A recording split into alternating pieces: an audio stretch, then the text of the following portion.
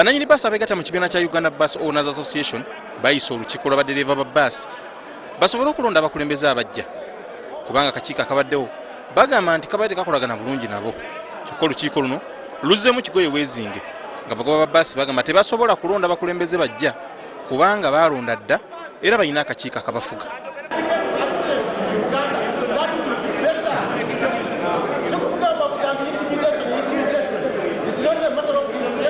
Oluvannyuma lw'ekiseera nno nga basika omuguwa, ssentebe wa bannannyini bbaasi Omusumba Fred Bahati aweze nga abagoba ba bbaasi bano bagenda okulonda akakiiko akajja kubanga bakooye okusika omuguwa n'akakiiko akakadde akaliwo.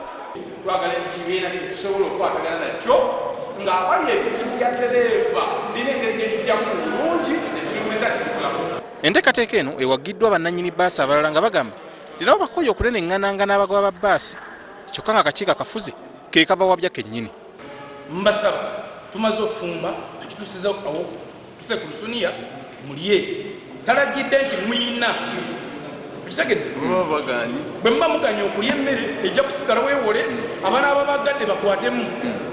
Tetuli bafoosinga kulonda. Naffe bannannyini bbaasi olukonko olusimiddwawo wakati n'ekibiina kyammwe ekyo kyemwogerako lubi nnyo, terulina gyetulaza era tetugenda kufunamu katufu yadde n'akatya.